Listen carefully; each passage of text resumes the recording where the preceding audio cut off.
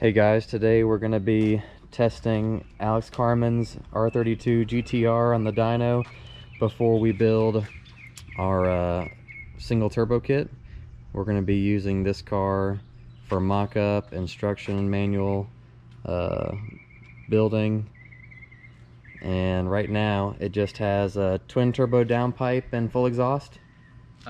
Just downpipe back. Okay. Yeah, and the R conduction box.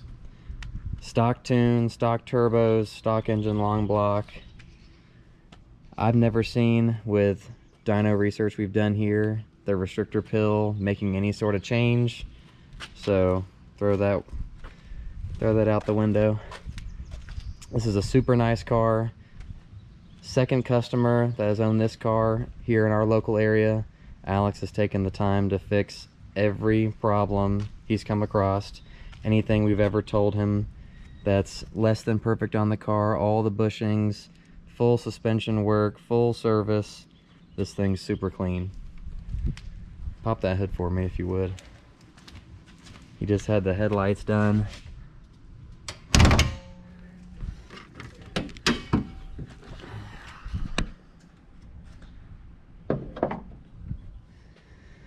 This is the ARC induction box he was talking about. For sale. Yeah, we won't be keeping that with the single turbo kit, but it is still a nice authentic piece.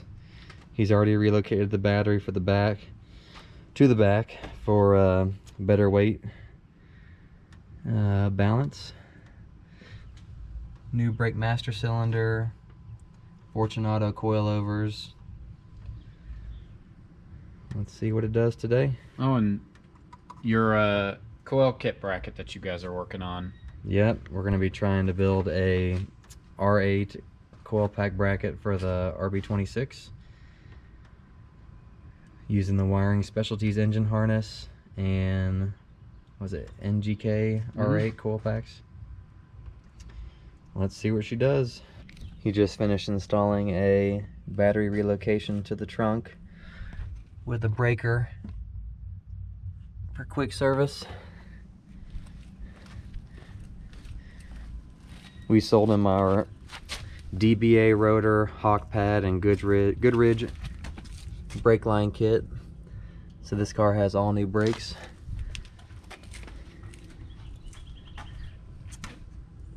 Has a new OEM clutch fan with GK Tech adapter bracket and fan blade. This has a spec stage 2 plus clutch. We really prefer those because the pricing is great, the drivability is smooth, and they hold a fair amount of power.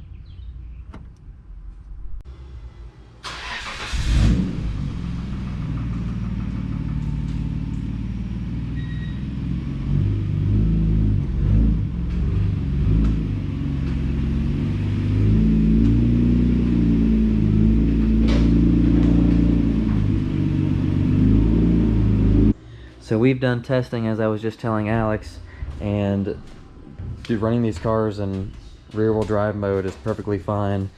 It's just more work, more time to strap them down all-wheel drive, and you're actually making the car work harder to turn 2 heavy rollers versus 1. We've seen like roughly 5 to 10 horsepower difference tuning all-wheel drive versus rear-wheel drive in these. A 33, most of the time I'll run all-wheel drive just because I don't feel like pulling the drive shaft. It isn't as easy as the 32 chassis where you can just pull a fuse. He's got that nice Mines gauge cluster. Recaro seats with matching e-brake boot and shift boot.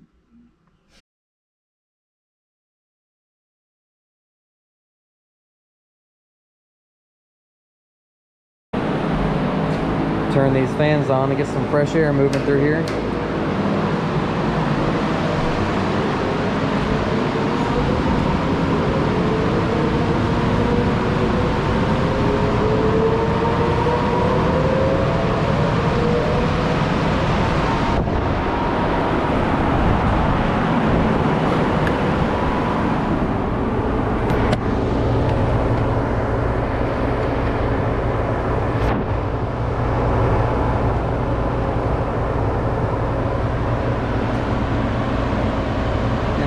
the top left fuse out of this box to disable the all-wheel drive.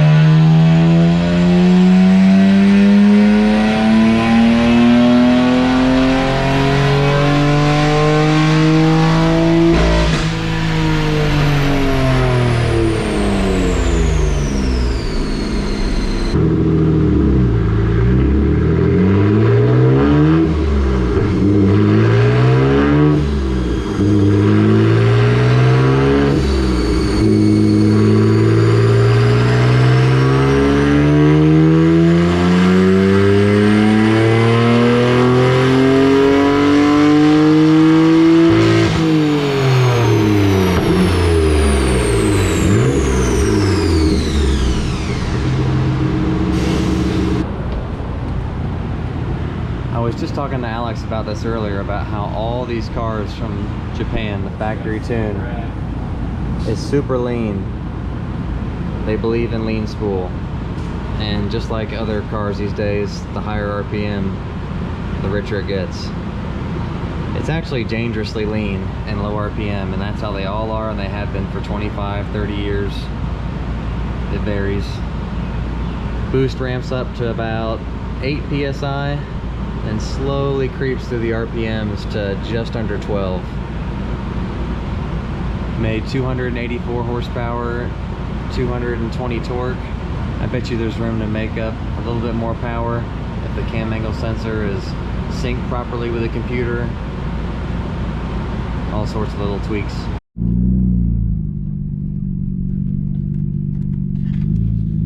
Time to put the GTR on the scales. He's thinking 32 something, 32 and a half.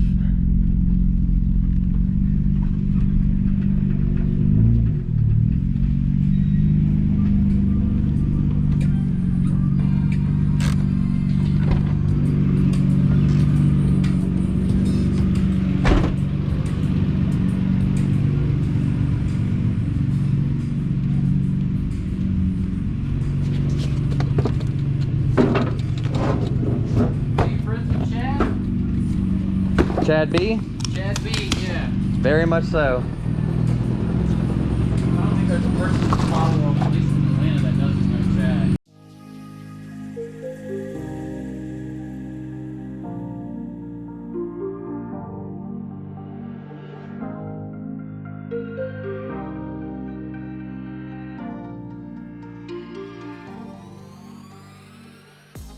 It's gonna settle just a little bit. So what's the front to rear? I see what the crosses are. Oh, this is good. Here's the front to rear weight percentages. 57.8 in the front and 42.2 in the rear. Decent for An R32. eyeball, ride height, alignment. Everything's taken out of here. There's no backpacks, jackets, water bottles, no junk in the trunk. Full tank of fuel. Titanium Tomei exhaust. Reasonably big wheels and tires, 275s on 18.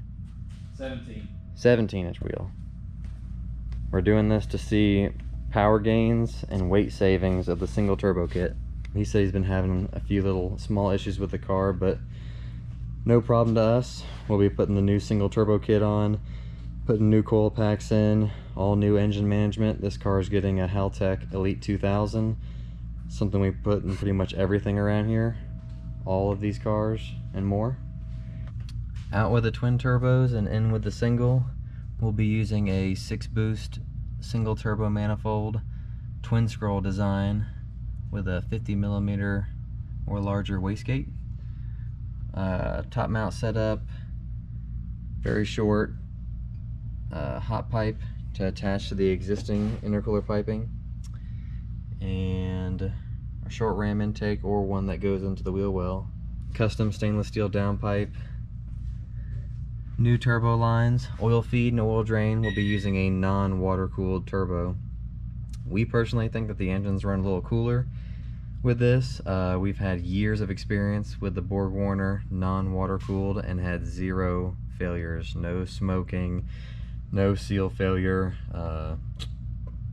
Yeah, it does a lot better than most would expect. Single wastegate. Recirculated or open dump? Recirculated, please, no open dumps. I want to be able to take my wife and my child for a ride in this car. So I'm not a huge fan of open dump tubes for wastegates. I know people love the way they sound. If you want to hear the engine over the exhaust, you recirculate.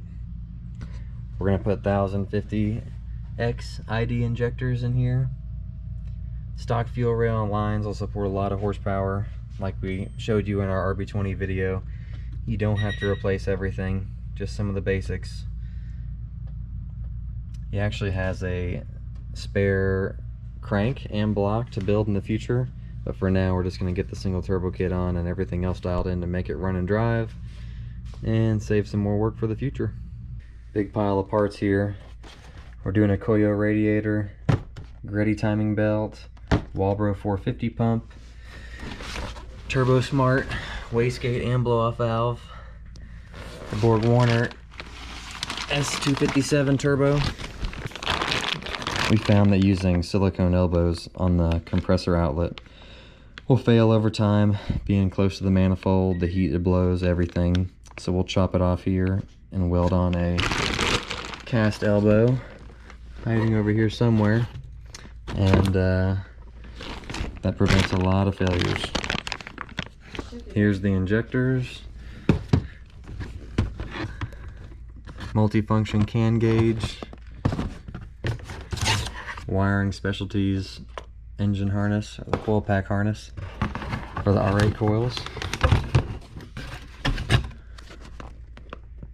wideband controller,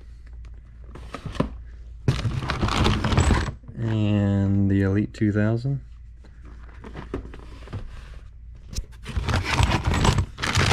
Adapter harness for the Elite 2000. Poor People Racing plug and play fuel pump hot wire kit. On the other turbo kits we built like this, we used a super small AR single scroll exhaust housing. And this one we're bumping up the AR size just a little bit and going twin scroll for the twin scroll 6-boost manifold. We'll be welding on a flange here for the Turbo Smart gate and recirculating it as requested into the downpipe. After we have the turbo kit done, we'll be installing our ECU mounting bracket to support the Haltech in the OEM location. And we have 3D printed gauge pods also available on our website with the ECU mounts, drive shafts, radiator hoses, heater hose kit. This will be used to mount the multi-can gauge in the ashtray location of the GTR.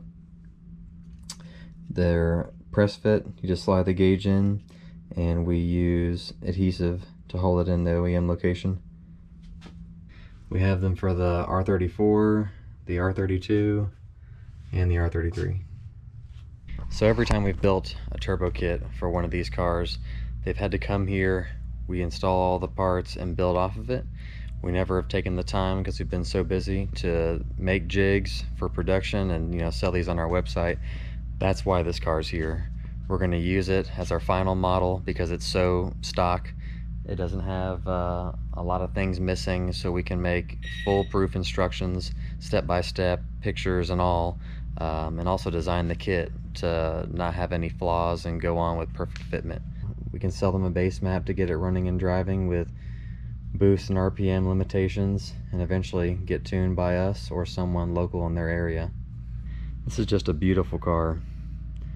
Low mileage, really clean condition.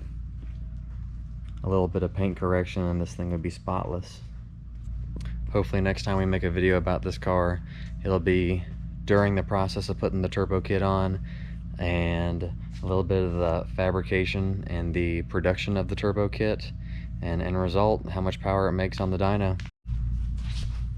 He has a 275/40/17 tire setup on here.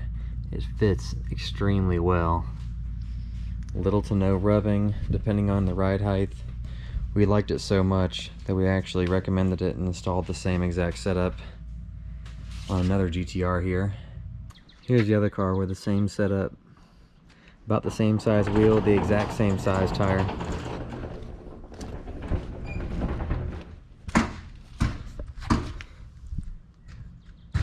Fits really nice. Decent fender roll in the rear. The front needs some fender liner trimming.